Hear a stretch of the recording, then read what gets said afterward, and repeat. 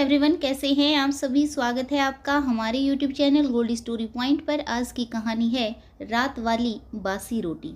जो भी चैनल पर नए आए हैं, चैनल को लाइक, शेयर और सब्सक्राइब करना ना भूलें। घंटी का बटन दबाकर ऑल आइकन ज़रूर प्रेस करें ताकि हमारी आने वाली कहानियों की नोटिफिकेशन आप तक पहुँचती रहे। कॉमेंट बॉक्स में कॉमेंट करके अपनी प्रतिक्रिया ज़रूर दें ताकि हमारा मनोबल बढ़ता रहे।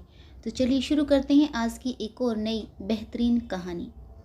विशाखा और तरुण की शादी को अभी 10 दिन ही हुए थे। परसों ही वह दोनों गोवा से अपना हनीमून मनाकर वापस लौटे थे। सारे मेहमान तो पहले ही जा चुके थे। रह गई थी बस तरुण की बड़ी बहन तमन्ना। वह भी कल सुबह अपने पति के साथ बेंगलुरु चली जाएगी। नीता जी ने रात में ही विशाखा से कह दिया, बहुत उठा ली मैंने जिम्मेदारी, अब अपना घर और किचन बहू तुम ही संभालो। घबराहट के मारे विशाखा को रात में ठीक से नींद भी नहीं आई। वैसे तो घर और किचन का थोड़ा बहुत काम उसे आता था, पर वह अभी पूरी तरह से परफेक्ट नहीं थी। ससुराल में कोई ज़्यादा सदस्य भी नहीं थे। उसके और तरुण के अलावा छोटा देवर, सासू माँ नीता जी जो कि होम्योपैथिक की डॉक्टर थी, घर में ही उनका क्लिनिक था, दादाजी और डॉगी ब्रूनो जो घर के सदस्य जैसा ही था।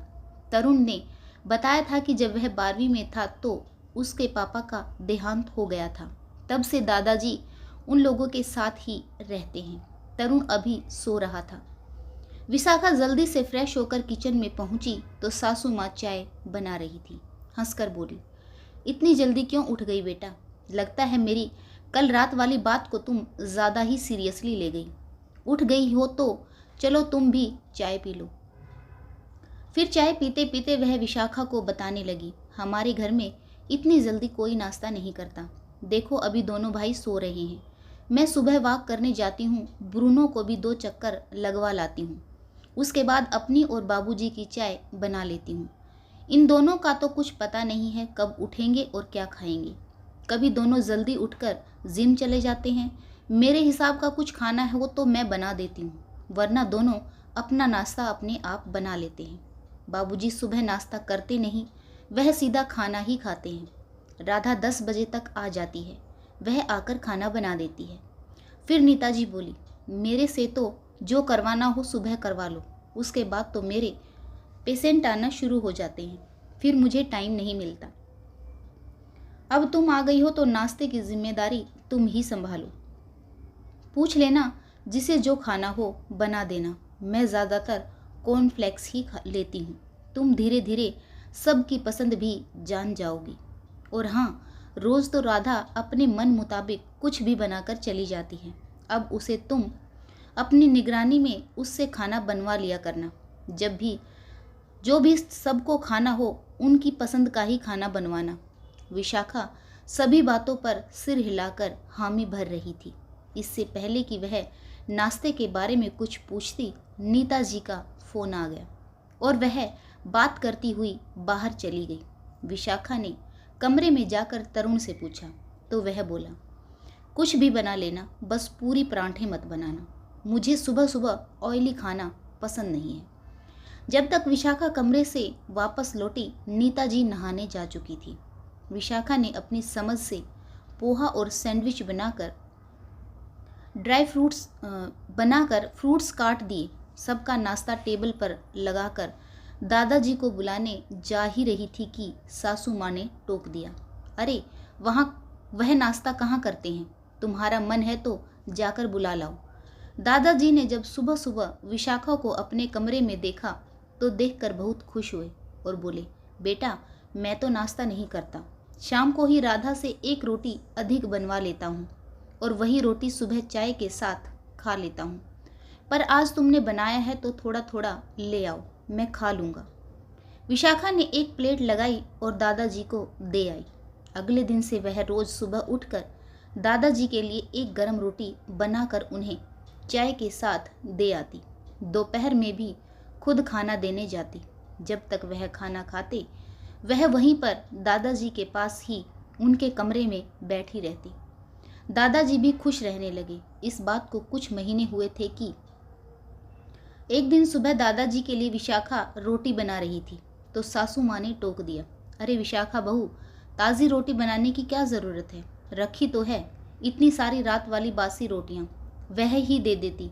वैसे भी तुम्हारे दादाजी को क्या फ़र्क पड़ता है, उन्हें तो चाय में भिगोकर ही खानी है। आज तो तुम हो जो गरम बनाकर दे दोगी, कल को तुम अगर अपने मायके जाओगी तो कौन बनाकर देगा। उनकी आदत मत बिगाड़ो। विशाखा विनम्र स्वर में बोली, मम्मी जी माफ़ कीजिए, जब घर में सबकी पसंद का नाश्ता बनता है तो यहाँ तक कि ब्रूनो को भी ताज़ा खाना दिया जाता है, तो फिर दादाजी को बासी रोटी क्यों। मुझे कोई प्रॉब्लम नहीं है, मैं रोज़ सुबह उनके लिए एक गरम रोटी बना सकती हूँ। मुझे कोई प्रॉब्लम नहीं होगी। आपकी दिक्कत मैं समझ सकती हूँ, आपके पास समय का अभाव है। आप कामकाजी महिला के साथ साथ गृहिणी भी हैं और आपके पास जिम्मेदारियाँ अधिक थी। आप अपने काम के चलते दादाजी को गरम ताज़ा खाना बनाकर नहीं दे सकती थी, लेकिन अब मैं आ गई हूँ। मेरे पास तो समय ही समय है, मैं दादाजी के लिए ताज़ा खाना बना सकती हूँ। अभी मैं यहीं हूँ, जब मायके जाऊँगी तो राधा से कह दूँगी, वह सुबह जल्दी उठकर रोटी बना दिया करेगी, जल्दी आकर रोटी बना दिया करेगी।